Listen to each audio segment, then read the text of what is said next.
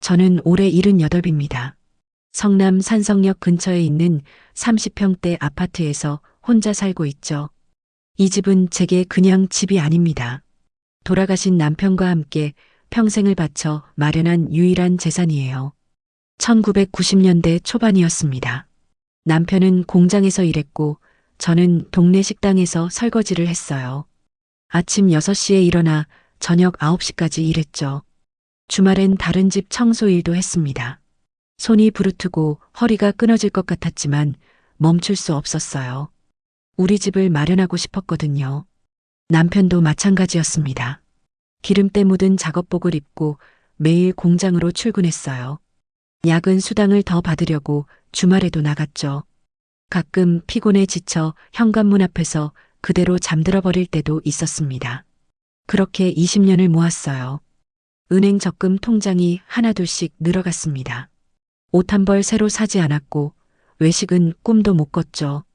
아이들 생일에도 집에서 미역국만 끓여줬습니다.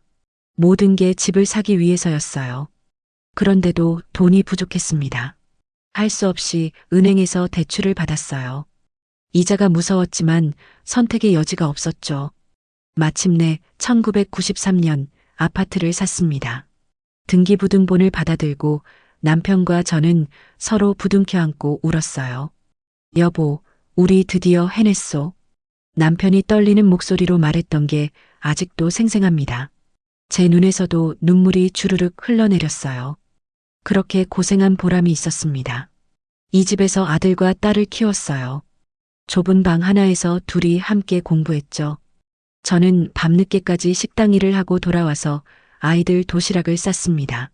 남편은 새벽같이 나가서 밤늦게 돌아왔고요. 돈이 없어도 교육만큼은 시키고 싶었습니다. 아이들을 대학까지 보냈어요. 학비를 마련하느라 또 대출을 받았죠. 그래도 후회하지 않았습니다. 우리 자식들은 우리보다 나은 삶을 살아야 했으니까요. 아들은 대학을 졸업하고 대기업에 취직했습니다. 분당에 아파트도 샀더군요. 제가 평생 일해서 산 집보다 훨씬 큰 집이었어요. 딸은 간호사가 됐습니다. 용인에서 남편, 아이들과 함께 살고 있죠. 둘 다 잘 살고 있었습니다. 그것만으로도 감사했어요.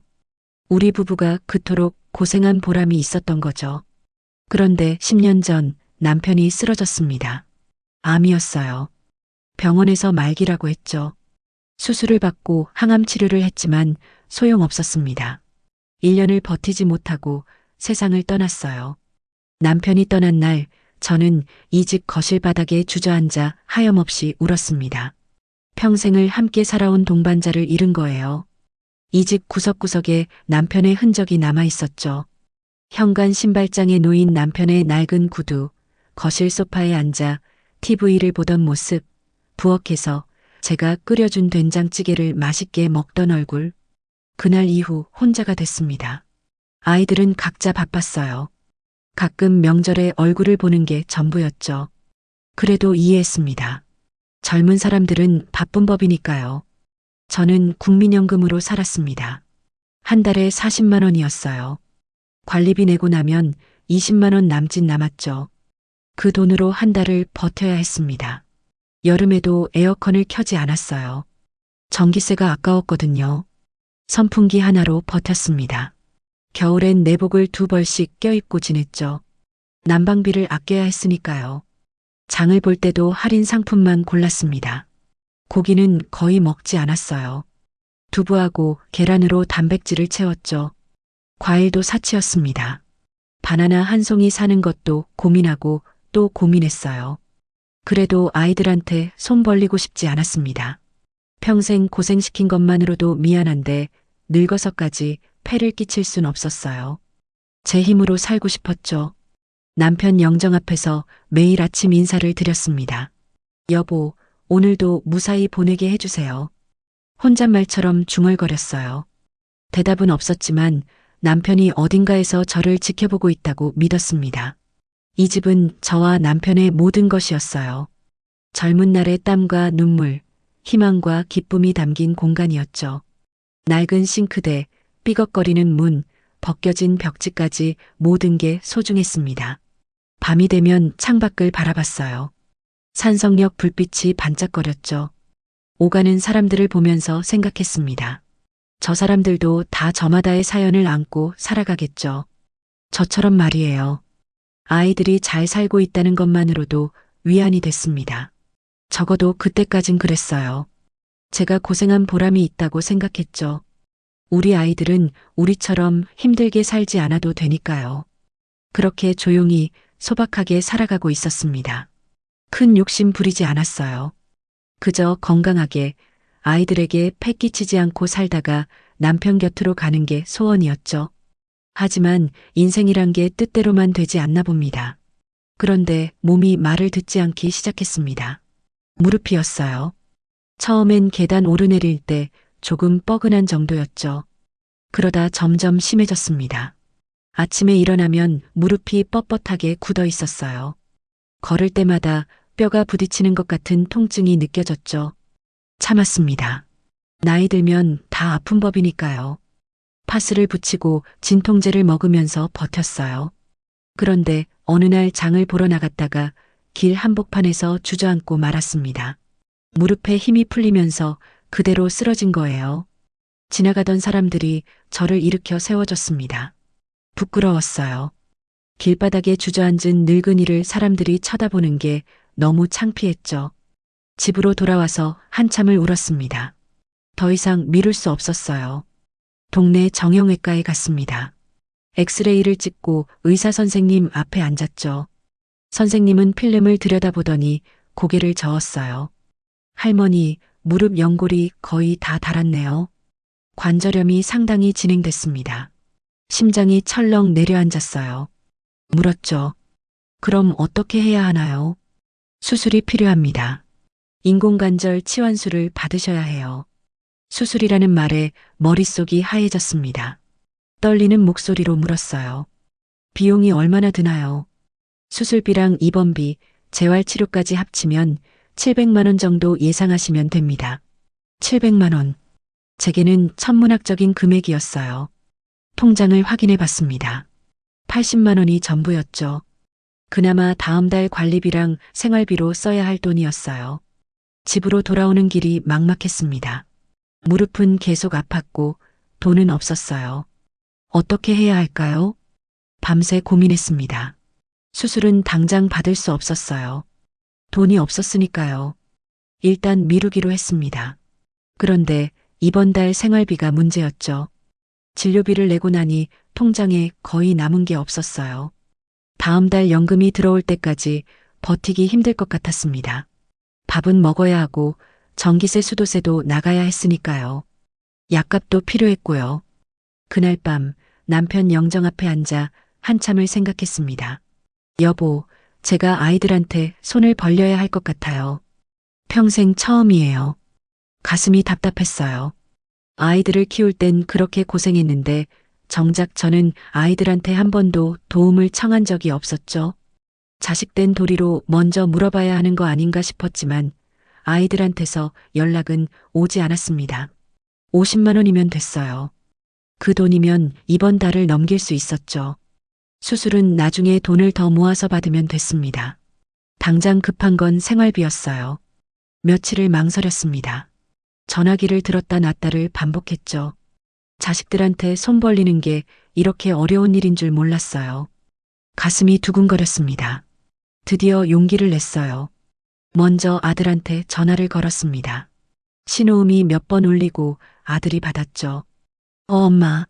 목소리가 바빠 보였어요. 저는 최대한 밝게 말했습니다. 민수야, 엄마야. 지금 통화 괜찮니? 네, 뭐 일 있으세요? 조심스럽게 말을 꺼냈어요. 사실은 그게 엄마가 무릎이 안 좋아서 병원에 다녀왔거든. 이번 달 생활비가 좀 빠듯해서 그러는데 50만 원만 좀 빌려줄 수 있을까? 전화기 너머로 한숨소리가 들렸습니다. 엄마, 요즘 애들 학원비 때문에 빡빡해요. 큰애가 수학학원 하나 더 다니기 시작했거든요. 영어 학원비도 올랐고요. 그래, 그렇구나. 다음 달에 제가 보너스 받으면 그때 드릴게요. 조금만 기다려주세요. 다음 달이면 괜찮을 것 같았어요. 아들도 사정이 있었으니까요. 그래, 알았다. 바쁠 텐데 미안하구나. 아니에요. 다음 달에 꼭 드릴게요. 전화를 끊었습니다. 아들이 보너스 받으면 준다고 했으니 기다려야죠. 그래도 혹시 모르니까 딸한테도 전화해 봤어요. 엄마, 왜요? 딸 목소리도 바빠 보였습니다. 같은 이야기를 했죠.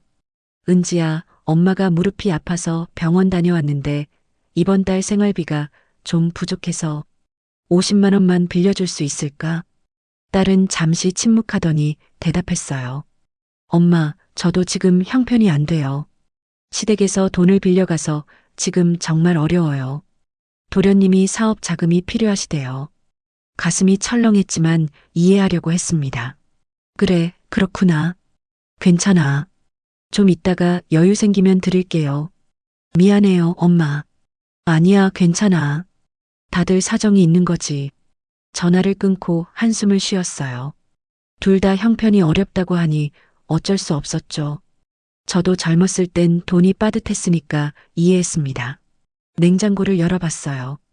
김치랑 된장, 계란 몇 개가 전부였죠. 쌀은 조금 남아 있었고요. 이걸로 한 달을 버텨야 했습니다. 장을 최대한 안 보기로 했어요. 집에 있는 걸로 먹을 수 있는 만큼 먹었죠. 아침엔 밥에 김치 한 조각, 점심엔 계란 하나로 계란찜을 만들어 먹었습니다. 저녁도 마찬가지였어요. 무릎은 계속 아팠습니다. 진통제를 먹었지만 효과가 오래가지 않았어요. 집안에서 걸어 다니는 것도 힘들었죠. 화장실 가는 것조차 고통스러웠습니다. 밤에는 통증 때문에 잠을 제대로 못 잤어요. 뒤척이다가 새벽에 겨우 잠들곤 했죠. 아침에 일어나면 온몸이 무거웠습니다. 한 달이 지났어요. 아들한테 전화를 걸었습니다. 민수야, 엄마야. 저번에 다음 달에 준다고 했었는데. 아, 엄마. 깜빡했네요. 이번 달 말에 꼭 보내드릴게요. 또 미뤄졌습니다. 할 수 없었죠. 조금만 더 기다리기로 했어요. 딸한테도 전화했습니다. 은지야, 엄마인데. 엄마, 미안한데요. 남편이 투자한 게 있어서 조금만 더 기다려주세요. 곧 돈이 들어올 거래요. 딸도 사정이 있나 봤어요. 더 이상 재촉할 수 없었습니다. 두 달이 지났고 세 달이 지났어요. 아들과 딸은 계속 다음에 주겠다고만 했죠. 저는 그저 기다렸습니다. 아이들도 바쁘니까요. 그런데 무릎은 더 나빠졌어요. 이제는 거의 걷지 못할 지경이었습니다. 지팡이를 짚고 다녀야 했죠. 장 보러 나가는 것도 포기했어요. 계단을 내려갈 수가 없었거든요. 집안에 갇혀 지내는 날들이 계속됐습니다. 무릎 때문에 밖에 나갈 수가 없었어요. 동네 슈퍼까지 가는 게 이렇게 힘든 일인 줄 몰랐죠. 계단을 내려가려면 한 발 한 발 내디딜 때마다 식은땀이 났습니다. 냉장고는 텅텅 비어갔어요. 쌀도 바닥이 보였죠. 김치도 거의 다 먹었고요. 그래도 아이들한테 다시 연락하기가 망설여졌습니다. 이미 몇 번이나 미뤄졌는데 또 재촉하는 것 같아서요. 하지만 어쩔 도리가 없었어요. 다시 아들한테 전화를 걸었습니다. 신호음이 울렸죠. 한참을 기다렸는데 받지 않았어요. 다시 걸었습니다. 또 안 받았죠. 문자를 보냈어요. 민수야, 엄마야. 전화 좀 받아줄래? 답장이 없었습니다. 읽은 표시는 떴는데 답이 없었어요. 가슴이 답답했죠. 다음 날 다시 전화를 걸었습니다. 이번에도 받지 않았어요. 그 다음 날도 마찬가지였죠. 아들은 제 전화를 피하고 있었습니다. 딸한테도 전화했어요. 역시 받지 않았죠. 문자도 보냈습니다. 은지야, 엄마 좀 힘들다. 전화 좀 받아줘. 읽은 표시만 떴어요. 답장은 오지 않았습니다. 며칠이 지났습니다. 계속 전화를 걸었지만 둘 다 받지 않았어요. 문자를 보내도 읽기만 하고 답이 없었죠. 무슨 일이 생긴 건가 걱정도 됐습니다. 아들 집으로 찾아가기로 했어요.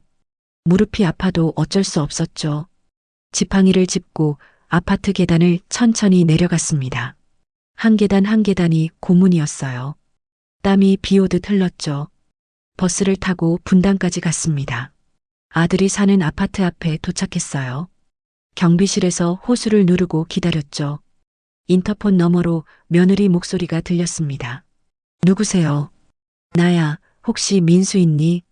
아, 어머님. 민수 지금 출장 가서 없어요. 그래. 그럼 내가 올라가서 기다려도 될까? 며느리가 잠시 머뭇거렸어요. 어머님, 저도 지금 급하게 나가야 해서요. 다음에 연락하고 오시는 게 어떠세요? 문을 열어주지 않았습니다.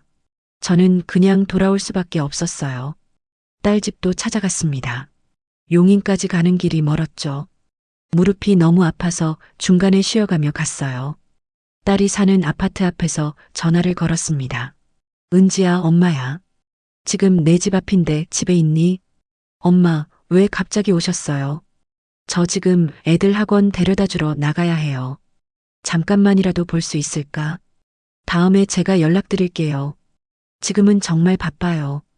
딸도 저를 만나주지 않았습니다. 집으로 돌아오는 길 버스 안에서 눈물이 났어요. 사람들이 쳐다볼까봐 고개를 숙이고 참았죠. 제가 뭘 잘못한 걸까요? 50만 원 부탁한 게 그렇게 큰 잘못이었나요? 집에 도착해서 소파에 주저앉았습니다. 무릎이 욱신거렸어요. 진통제를 먹었지만 소용없었죠. 통증보다 마음이 더 아팠습니다. 남편 영정 앞에 앉았어요. 여보, 우리 아이들이 왜 이러는 걸까요? 제가 뭘 잘못했을까요? 대답은 없었습니다. 남편 사진만 조용히 저를 바라보고 있었죠. 그날 밤 잠을 이룰 수 없었어요. 천장만 바라보며 생각했습니다. 아이들을 키우느라 얼마나 고생했는데 밥 한 끼 제대로 못 먹으면서 애들 입에는 고기를 넣어줬죠. 옷 한 벌 새로 사지 않고 애들 옷만 사줬고요. 대학 등록금 마련하려고 밤낮으로 일했던 기억이 났습니다. 허리가 끊어질 것 같아도 참았어요. 우리 애들이 좋은 대학 가야 한다는 생각뿐이었죠. 아들이 대기업 입사했을 때 얼마나 기뻤는지 몰라요. 딸이 간호사 됐을 때도 마찬가지였고요. 고생한 보람이 있다고 생각했습니다. 그런데 지금은 어떤가요? 겨우 50만 원 부탁했는데 전화도 받지 않았어요. 집에 찾아갔는데 문전박대당했죠. 다음 날도 전화를 걸었습니다. 역시 받지 않았어요. 그 다음 날도 또 그 다음 날도 마찬가지였죠. 아이들은 완전히 잠수를 탄 것 같았습니다. 냉장고에는 이제 정말 아무것도 남지 않았어요. 된장 조금이랑 간장만 있었죠. 쌀도 바닥났습니다. 밥을 굶어야 할 판이었어요. 어쩔 수 없이 통장에 남은 돈을 꺼냈습니다. 5만 원이 전부였어요. 그 돈으로 쌀 한 포대랑 계란 한 판을 샀죠. 이제 통장은 완전히 텅 비었습니다. 다음 달 연금이 들어올 때까지 버텨야 했어요. 아직 보름이 남았죠. 밥만 먹고 버티기로 했습니다. 반찬은 포기했어요. 무릎은 점점 더 심해졌습니다. 이제는 화장실 가는 것도 힘들었어요. 벽을 짚고 기어가다시피 했죠. 밤에는 통증 때문에 거의 잠을 못 잤습니다. 어느 날 문득 스마트폰을 켜봤어요. 딸이 예전에 가르쳐준 대로 인터넷을 조금씩 배웠거든요. 아이들 소식이라도 볼 수 있을까 싶어서 SNS라는 걸 들어가 봤습니다. 며느리 계정을 찾았어요. 딸이 예전에 알려줬던 게 기억났죠. 며느리가 올린 사진들을 보다가 멈칫했습니다. 최근에 올라온 사진이었어요. 며느리가 명품 가방을 들고 찍은 셀카였죠. 사진 아래에는 이렇게 써 있었습니다. 드디어 갖고 싶었던 가방 샀어요. 행복해요. 댓글을 보니까 누군가 물었어요. 와, 이거 400만 원짜리 아니에요. 며느리가 답했죠. 네, 오래 고민했는데 질렀어요. 손이 떨렸습니다. 400만 원짜리 가방이요. 학원비 때문에 돈이 없다던 아들 집에서 명품 가방을 샀다고요. 딸 계정도 찾아봤어요. 거기에는 더 충격적인 사진들이 있었습니다. 제주도 여행 사진이었어요. 신라 호텔 앞에서 찍은 가족 사진, 바닷가에서 노는 아이들, 비싼 식당에서 먹은 음식 사진들. 사진마다 날짜가 찍혀 있었어요. 바로 지난주였습니다. 제가 전화를 아무리 해도 받지 않던 그때, 딸은 제주도에서 여행을 즐기고 있었던 거예요. 스마트폰을 든 손이 바들바들 떨렸습니다. 가슴이 철렁 내려앉았어요. 숨이 막혔죠. 50만 원이 없다고 했습니다. 형편이 어렵다고 했어요. 그런데 400만 원짜리 가방을 사고 제주도 여행을 가고 있었던 거예요. 스마트폰 화면을 멍하니 바라봤습니다. 딸의 인스타그램에 올라온 사진들이 계속 눈에 들어왔어요. 신라호텔 수영장에서 웃고 있는 손주들, 고급 레스토랑에서 스테이크를 먹는 사위, 바닷가를 거니는 딸의 행복한 모습. 사진 한 장 한 장을 넘길 때마다 가슴이 무너져 내렸습니다. 댓글들도 보였어요. 부럽다, 우리도 제주도 가고 싶어. 신라호텔 대박, 돈 많네. 딸이 답글을 달았더군요. 가족들이랑 오랜만에 여행 와서 너무 좋아요.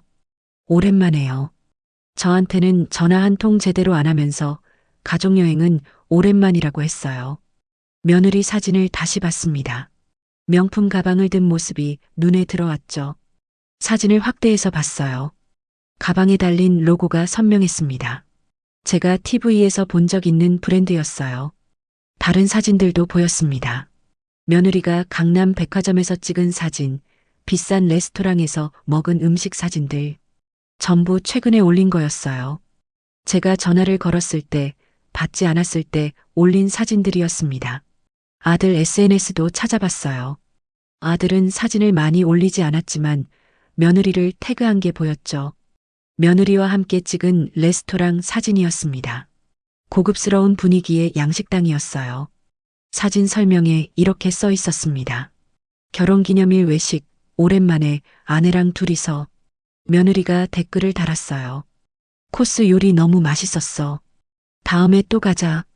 코스 요리요. 한 사람당 최소 10만 원은 하는 그런 음식이었겠죠. 둘이서 20만 원 이상 쓴 거예요. 학원비 때문에 빡빡하다던 집에서요. 손주들 학원비가 얼마나 되길래 그렇게 힘들다고 했을까요? 궁금해서 며느리 사진을 더 찾아봤습니다. 손주들 사진이 나왔어요. 피아노 학원에서 찍은 사진, 태권도장에서 찍은 사진, 영어 학원 앞에서 찍은 사진. 많긴 많았어요. 하지만 돈이 없어서 제게 50만 원을 못 줄 정도는 아니었죠. 다른 집 아이들도 다 다니는 학원들이었습니다. 스마트폰을 내려놓았어요. 손이 떨렸죠. 화가 나는 건지 슬픈 건지 알 수 없었습니다. 그냥 모든 게 무너지는 느낌이었어요. 제가 뭐 수백만 원을 달라고 했나요? 겨우 50만 원이었어요. 당장 이번 달 밥 먹고 살 돈이 필요해서 부탁한 거였죠. 수술비 700만 원은 아예 말도 꺼내지 못했습니다. 거실 바닥에 주저앉았어요. 눈물이 주르륵 흘러내렸죠. 참으려고 했지만 참을 수 없었습니다. 목을 놓아 울었어요. 내가 뭘 잘못했길래. 혼잣말이 흘러나왔습니다. 평생 아이들을 위해 살았어요. 제 한 끼를 굶어도 애들 밥은 챙겼죠. 추운 겨울에도 난방을 안 틀고 내복만 껴입었지만 애들 방은 따뜻하게 해줬습니다. 남편이 암 투병할 때도 아이들한테 손 벌리지 않았어요. 병원비가 1,000만 원 넘게 나왔지만 집을 담보로 대출받아서 해결했죠. 아이들 부담 주고 싶지 않았거든요. 남편 장례식 때도 검소하게 치렀습니다. 아이들이 돈 쓰라고 하지 않았어요. 제 적금을 깨서 치렀죠. 아이들은 고맙다는 말만 했습니다. 그렇게 평생을 살았어요. 언제나 아이들 먼저였죠. 저는 항상 뒷전이었습니다. 그런데 이제 제가 힘들 때는 어떤가요? 겨우 50만 원 부탁했는데 피하고 거짓말하고 외면했어요. 밤이 깊어갔습니다. 잠이 오지 않았어요.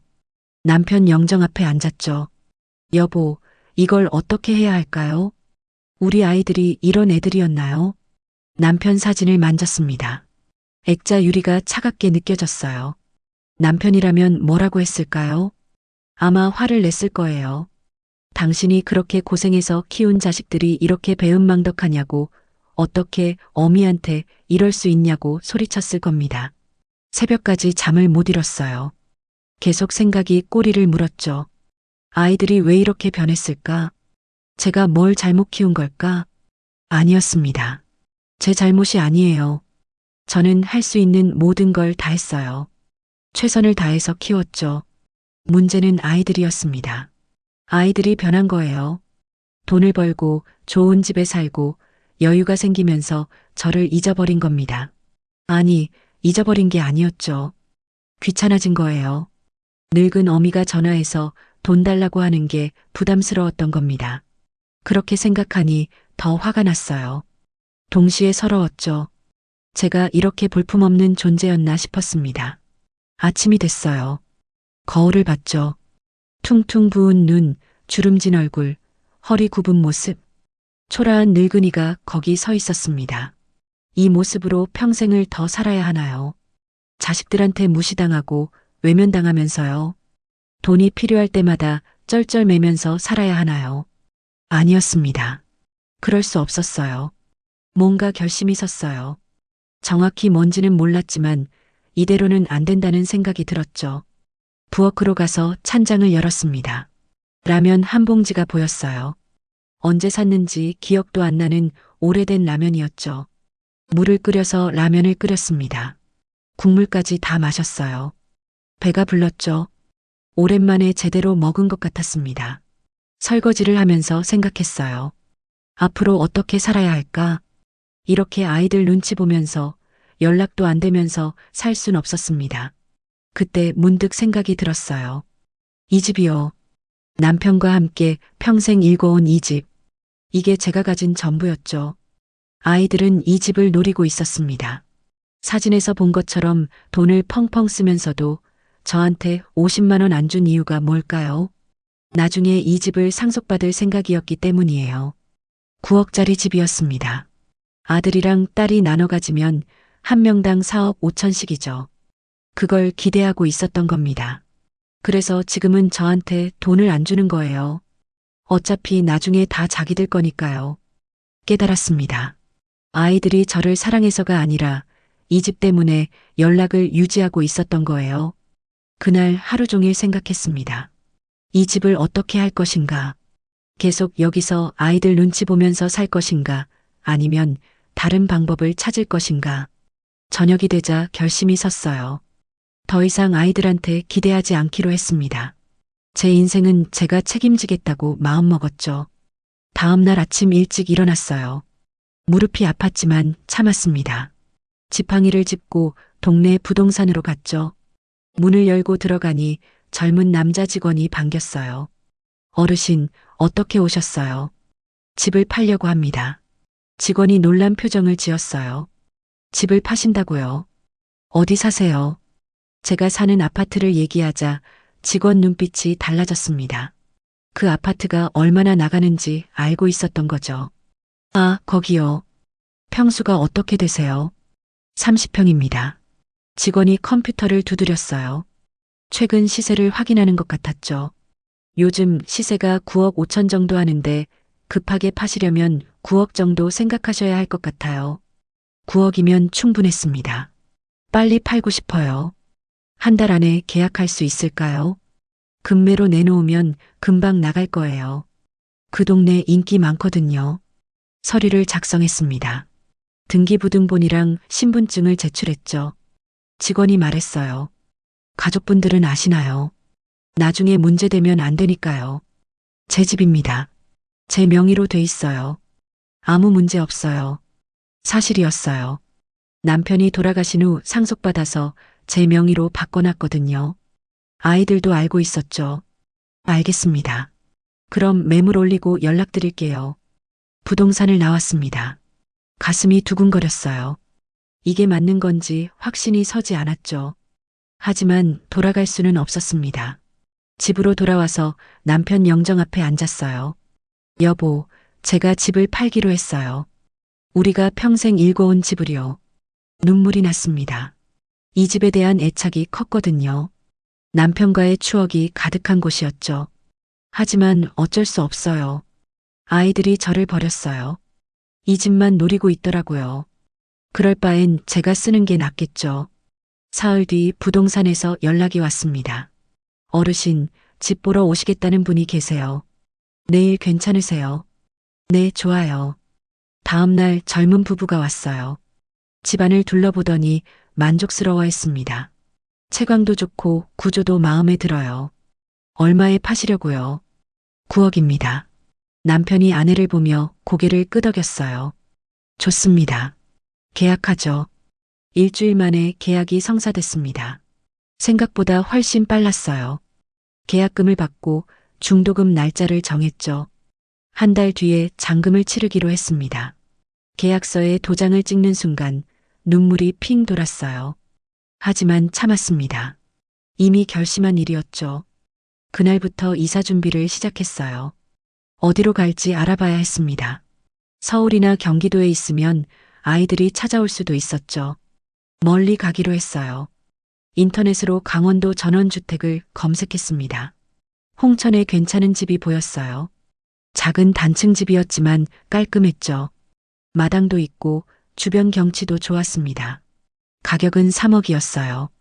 9억에서 3억을 쓰면 6억이 남았죠. 그 돈이면 충분히 살 수 있었습니다. 전화를 걸어서 집주인과 통화했어요. 집 아직 안 팔렸나요? 네, 아직이에요. 제가 사겠습니다. 다음 주에 가서 보고 계약할게요. 강원도까지 가는 게 힘들었지만 어쩔 수 없었어요. 버스를 타고 3시간을 달려 홍천에 도착했습니다. 집은 사진보다 더 좋았어요. 조용하고 공기도 맑았죠.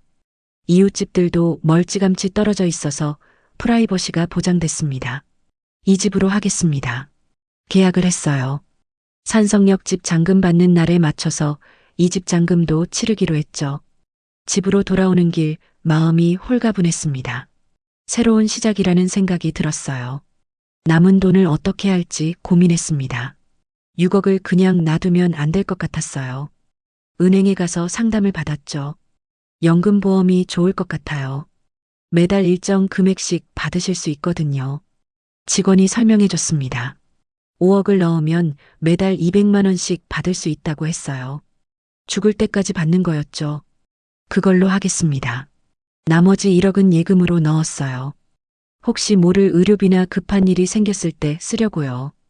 이제 매달 200만 원에다 국민연금 40만 원까지 합치면 240만 원이었습니다. 충분히 살 수 있는 돈이었죠. 아니, 여유롭게 살 수 있었어요. 집안을 정리하기 시작했습니다. 오래된 물건들을 하나씩 버렸어요. 남편 옷, 아이들 어렸을 때 쓰던 물건들, 낡은 가구들, 사진첩도 봤습니다. 아이들 어렸을 때 사진이 가득했죠. 돌잔치 사진, 입학식 사진, 가족여행 사진. 그때는 다들 행복해 보였어요. 언제부터 달라진 걸까요? 아이들이 크면서 점점 멀어졌죠. 대학 가고 취직하고 결혼하면서 연락이 뜸해졌습니다. 그래도 괜찮다고 생각했어요. 아이들이 잘 살면 됐으니까요. 하지만 지금 생각해보니 착각이었습니다. 아이들은 저를 잊어버린 거였어요. 사진첩을 덮었습니다. 더 이상 과거에 연연하고 싶지 않았어요. 한 달이 금방 지나갔습니다. 잔금 치르는 날이 왔죠. 부동산에 가서 서류에 도장을 찍었어요. 마침내 통장에 돈이 들어왔습니다. 기분이 이상했어요. 평생 모은 재산이 숫자로 바뀐 것 같았죠. 하지만 후회는 없었습니다. 그날 바로 강원도로 출발했어요. 짐은 많지 않았습니다.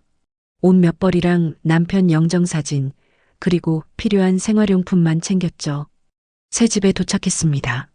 짐을 풀고 방을 정리했어요. 남편 영정사진을 거실에 모셨죠. 여보, 우리 새로 시작하는 거예요. 이제 아무 눈치 안 보고 살 거예요. 창밖을 봤습니다. 산이 보였어요. 나무들이 바람에 흔들리고 있었죠. 새소리가 들렸습니다. 평화로웠어요. 오랜만에 느껴보는 평온함이었죠. 전화번호도 바꿨습니다. 새 번호를 받았어요. 아이들한테 알려줄 생각은 없었죠. 이제 진짜 새로운 인생이 시작되는 겁니다. 아무도 저를 찾을 수 없고 아무한테도 신경 쓰지 않아도 되는 인생이요. 그날 밤 처음으로 푹 잤습니다. 무릎도 덜 아픈 것 같았어요. 마음이 편해서 그런가 봤죠. 강원도에서의 새 생활이 시작됐습니다. 처음 며칠은 낯설었어요. 조용한 게 익숙하지 않았죠. 그런데 일주일쯤 지나니까 적응이 됐습니다. 동네 사람들이 친절했어요. 옆집 할머니가 김치를 갖다 주셨죠. 새로 오셨다며요. 이거 드세요. 고맙습니다. 혼자 사세요. 자식들은요? 네, 혼자 삽니다. 더 이상 묻지 않으셨어요. 시골 사람들은 그랬습니다. 깊이 캐묻지 않았죠. 경로당에도 나가기 시작했어요. 거기서 비슷한 나이 할머니들을 만났습니다. 화투도 치고 이야기도 나눴죠. 오랜만에 웃었어요. 무릎 수술도 받았습니다. 홍천에 있는 병원에 가서 상담받았어요. 수술비는 예금에서 꺼냈었죠. 더 이상 망설일 이유가 없었습니다. 수술은 잘 됐어요. 재활치료를 받으면서 천천히 회복했죠. 석 달쯤 지나니까 지팡이 없이도 걸을 수 있게 됐습니다. 얼마나 기쁘던지 몰라요. 그렇게 석 달이 흘렀습니다. 어느 날 경로당에서 화투를 치고 있는데 옆집 할머니가 말했어요. 근데 자식들한테 연락은 하고 사세요. 아니요, 안 해요. 그래도 자식인데 어디 사는지는 알려줘야죠. 고개를 저었습니다. 괜찮아요. 저는 이렇게 사는 게 좋아요. 할머니가 더 이상 묻지 않았어요. 그런데 그날 저녁 생각지도 못한 일이 벌어졌습니다. 산성역 동네에 살던 이웃 박씨 아주머니한테서 전화가 왔어요. 제 옛날 번호로 몇 번 전화했다가 안 되니까 아들한테 연락한 모양이었죠. 아들이 박씨 아주머니를 만났다고 했습니다. 그리고 아주머니가 제 새 번호를 물어봤는데 아들이 모른다고 했대요. 그러면서 혹시 어머니가 어디 계신지 아냐고 물었다고 했죠. 박씨 아주머니가 말했답니다. 어머니가 집 파셨잖아요. 몰랐어요. 그 말에 아들이 얼어붙었다고 했어요. 박씨 아주머니가 제 번호를 아들한테 알려줬나 봅니다. 그날 밤 늦게 제 핸드폰이 울렸어요. 모르는 번호였죠. 받지 않았습니다. 곧 문자가 왔어요. 엄마, 나 민수야. 무슨 일이에요? 집 팔았다던데. 답장하지 않았어요. 또 전화가 왔습니다. 받지 않았죠. 딸한테서도 전화가 왔어요. 역시 받지 않았습니다. 문자가 연달아 왔죠. 엄마, 왜 이러세요? 집 왜 팔았어요? 어디 계세요? 전화 좀 받아요. 엄마, 제발 연락 주세요. 핸드폰을 꺼버렸습니다. 더 이상 보고 싶지 않았어요. 다음 날 아침 핸드폰을 켰어요. 부재중 전화가 20통도 넘게 와 있었습니다. 문자도 수십 개였죠. 전부 아들이랑 딸한테서 온 거였어요. 하나하나 읽었습니다. 엄마, 집이 우리 집이나 마찬가지였잖아요. 왜 상의도 없이 팔았어요? 나중에 우리가 상속받을 거였는데 돈이 필요하면 말했어야죠. 읽으면서 화가 치밀었어요. 역시나였습니다. 집이 탐났던 거죠. 저를 걱정해서가 아니라 자기들 몫이 날아간 게 억울해서 난리를 치고 있었어요. 며칠 뒤 문자가 또 왔습니다. 이번엔 딸이었어요. 엄마, 오빠랑 제가 갈게요. 어디 계신지 알려주세요. 동생을 통해 제 주소를 알아낸 모양이었습니다. 제 동생이 강원도 홍천 어디쯤이라고 알려줬나 봐요. 일주일 뒤 주말이었습니다. 집 앞에 차 한 대가 섰어요. 아들이랑 딸이 내렸죠. 대문 앞에 나갔습니다. 두 사람을 보는 게 석 달만이었어요. 하지만 반갑지 않았죠. 아들이 먼저 입을 열었어요. 엄마, 왜 이래요? 연락도 안 하고. 연락할 일이 없어서. 딸이 눈물을 글썽였습니다. 엄마, 집은 왜 팔았어요? 우리한테 상의도 안 하시고. 내 집인데 내가 팔면 안 되니. 목소리를 차갑게 했어요. 아들이 답답한 듯 말했죠. 그래도 그렇지. 그 집이 우리 집이나 마찬가지였잖아요. 나중에 우리가 물려받을 거였는데. 드디어 본심이 나왔습니다. 웃음이 나왔어요. 물려받을 거였다고. 그래서 내가 50만 원 부탁했을 때 안 준 거구나. 그게 무슨 말이에요? 어차피 나중에 다 너희 거니까 지금은 안 줘도 된다고 생각한 거 아니니. 아들이 당황한 표정을 지었어요. 딸은 고개를 숙였죠. 내가 얼마나 힘들었는지 아니. 밥도 제대로 못 먹고 무릎은 아파서 걷지도 못하는데 겨우 50만 원 부탁했어. 수술비 700만 원은 말도 못 꺼냈지. 목소리가 떨렸습니다. 하지만 참았어요. 그런데 너희는 뭐 했어? 400만 원짜리 가방 사고 제주도 여행 가고 코스 요리 먹고 그러면서 엄마한테는 학원비 때문에 힘들다고 시댁에 돈 빌려줘서 어렵다고 거짓말했지. 아들이 변명하려 했어요. 그건 전화도 안 받았어. 문자 보내도 답도 없고 집에 찾아가도 안 만나줬지. 완전히 잠수 탔어. 딸이 울기 시작했습니다. 엄마, 미안해요. 우리가 잘못했어요. 이제 와서 미안하다고 단호하게 말했어요. 50만 원 없다던 너희가 9억짜리 집은 기대하고 있었구나. 아버지가 보면 뭐라고 하실까? 평생 고생해서 키운 자식들이 늙은 어미 50만 원 안 줘서 굶게 만들었다고 하면 그 말에 둘 다 고개를 들지 못했어요. 이제 돌아가라. 더 이상 할 말 없어. 엄마, 가라니까. 대문을 닫았습니다. 안에서 소리가 들렸어요. 아들이랑 딸이 뭔가 말하는 것 같았죠. 하지만 신경 쓰지 않았어요. 한참 뒤에 차가 출발하는 소리가 들렸습니다.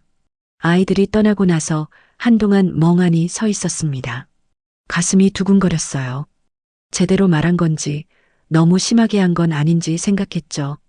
하지만 후회는 없었습니다. 해야 할 말을 했어요. 참았으면 평생 후회했을 거예요. 거실로 들어가 남편 영정 앞에 앉았습니다. 여보, 제대로 했죠. 당신도 그렇게 하라고 했을 거예요. 남편 사진이 저를 바라보고 있었어요. 웃고 있는 것 같기도 했죠. 그날 밤은 편히 잤습니다. 오랜만에 꿈도 꾸지 않았어요. 아침에 일어나니 몸이 가벼웠죠. 창문을 열었어요. 신선한 공기가 들어왔습니다. 산 너머로 해가 떠오르고 있었어요. 새들이 지저귀는 소리가 들렸죠. 좋다. 혼잣말이 나왔습니다. 정말 좋았어요. 마당으로 나갔어요. 텃밭을 만들기로 했습니다. 옆집 할머니가 홈이랑 씨앗을 빌려주셨죠. 상추랑 고추 심으면 잘 돼요. 고맙습니다. 땅을 파기 시작했어요. 무릎이 아프지 않았습니다. 수술을 잘 받았으니까요. 1시간쯤 일하니 땀이 났죠. 기분이 좋았어요. 씨앗을 심었습니다. 물을 주면서 생각했어요. 이 씨앗들이 자라는 걸 보는 게 즐거울 것 같았죠. 일주일쯤 지나니 싹이 돋아났어요. 작은 초록빛이 땅 위로 올라왔습니다. 신기했어요. 생명이 자라나는 걸 보니 마음이 따뜻해졌죠. 매일 아침 텃밭에 나가 물을 줬습니다. 싹이 점점 자랐어요. 상추가 제법 커졌고 고추도 잎이 넓어졌죠. 경로당에도 자주 나갔습니다. 할머니들이랑 친해졌어요. 김할머니, 이할머니, 박할머니, 다들 좋은 분들이었죠. 화투를 치면서 이야기를 나눴습니다. 세상 돌아가는 얘기, 동네 소식, 자식 이야기. 다들 비슷했어요. 자식들한테 섭섭한 마음을 가진 분들이 많았죠. 우리 때는 자식이 전부였는디 요즘 애들은 안 그래. 김할머니가 말했어요. 그래도 뭐 자식이 잘 살면 됐지. 이 할머니가 대꾸했죠. 저도 끼어들었습니다. 저는 이제 자식 생각 안 해요. 제 인생 사는 거예요. 할머니들이 박수를 쳤어요. 그래, 잘했어. 우리도 우리 인생 살아야지. 웃음이 터졌습니다. 오랜만에 배꼽 잡고 웃었어요. 한 달쯤 지났을까요? 아들한테서 문자가 왔습니다. 엄마, 정말 미안해요. 우리가 잘못했어요. 용서해 주세요. 읽고 지웠어요. 답장하지 않았습니다. 딸한테서도 문자가 왔죠. 엄마, 보고 싶어요. 한 번만 만나줘요. 제발. 역시 답하지 않았어요. 마음이 흔들리지 않았습니다. 며칠 뒤 또 문자가 왔어요. 이번에는 아들이었죠. 엄마, 아버지 기일에는 갈게요. 어디서 지낼지 알려줘요. 아버지 기일이라. 생각해보니 다음 달이었어요. 하지만 알려줄 생각이 없었습니다. 너희는 안 와도 돼. 나 혼자 지낼 거야. 짧게 답장을 보냈어요. 그게 마지막이었습니다. 아버지 기일이 됐습니다. 혼자 준비했어요. 시장에 가서 과일을 샀죠. 두부도 사고 나물도 샀습니다. 집에 와서 정성껏 차렸어요. 밥을 짓고 국을 끓이고 전도 부쳤죠. 오랜만에 제대로 된 상을 차렸습니다. 남편 영정 앞에 차렸어요. 절을 했습니다. 여보, 잘 지내고 있어요. 걱정 마세요. 눈물이 났지만 금방 그쳤어요. 슬프지 않았습니다. 오히려 편안했죠. 아이들은 안 왔어요. 제가 오지 말라고 했거든요. 이제 우리끼리 살아요. 혼자 밥을 먹었습니다. 맛있었어요. 제가 만든 음식이 이렇게 맛있는 줄 몰랐죠. 여름이 됐습니다. 텃밭에 상추가 무성하게 자랐어요. 고추도 빨갛게 익었죠. 따서 먹으니 정말 맛있었습니다. 이웃 할머니들한테 나눠줬어요. 다들 좋아했죠. 직접 키운 거 맛이 다르네. 내년에는 더 많이 심어야겠어요. 웃으면서 대답했습니다. 가을이 왔어요. 날씨가 선선해졌죠. 산에 단풍이 들었습니다. 경로당 할머니들이랑 단풍 구경을 갔어요. 빨갛고 노란 단풍이 정말 아름다웠습니다. 사진도 찍었죠. 핸드폰으로 찍는 법을 이 할머니가 가르쳐 줬어요. 이렇게 누르면 돼. 아, 이렇게요. 사진을 보니 제 얼굴이 보였습니다. 웃고 있었어요. 언제 이렇게 환하게 웃었나 싶었죠. 저녁에 집으로 돌아왔어요. 남편 영정 앞에 앉아 사진을 보여줬습니다. 여보, 내가 이렇게 웃고 있어요. 행복해요. 정말 행복했습니다. 돈 걱정도 없었고 아무 눈치도 안 봤어요. 하고 싶은 거 다 하면서 살았죠. 겨울이 왔습니다. 눈이 내렸어요. 하얀 눈이 마당을 뒤덮었죠. 아름다웠습니다. 난로를 틀고 따뜻하게 지냈어요. 돈이 있으니 난방비 걱정도 없었죠. 예전처럼 내복을 겹쳐 입지 않아도 됐습니다. 창밖을 보면서 생각했어요. 제 선택이 옳았다고. 자식이 효도하지 않으면 부모도 부모 노릇할 필요 없다고. 아이들한테서 가끔 문자가 왔습니다. 명절 때나 제 생일 때요. 하지만 답하지 않았어요. 그럴 필요를 느끼지 못했죠. 1년이 지났습니다. 강원도에 온 지 1년이었어요. 거울을 봤죠. 얼굴이 밝아져 있었습니다. 주름은 그대로였지만 표정이 달랐어요. 편안해 보였죠? 잘 살고 있어. 혼잣말을 했습니다. 정말 잘 살고 있었어요. 어느 날 경로당에서 김할머니가 물었습니다. 자식들 보고 싶지 않아? 고개를 저었어요. 아니요. 이제 안 보고 싶어요. 그래도 자식인디. 자식도 사람이에요. 사람 대접 못할 거면 자식도 소용없어요. 김할머니가 고개를 끄덕였죠. 내 말이 맞아. 이런 일상이 좋았습니다. 평범하지만 평화로웠어요. 누구한테도 휘둘리지 않는 제 인생이었죠. 이게 제 새로운 시작이었어요. 아무도 저를 무시하지 못했고 아무도 저를 이용하지 못했죠. 저는 당당하게 제 인생을 살고 있었습니다. 자식들이 뒤늦게 후회해도 소용없었어요. 이미 제 마음은 돌아섰으니까요. 창밖을 봤습니다. 산이 보였어요. 나무들이 바람에 흔들리고 있었죠. 좋다. 또 혼잣말이 나왔습니다. 정말 좋았어요. 이 순간이, 이 삶이 모든 게 좋았습니다.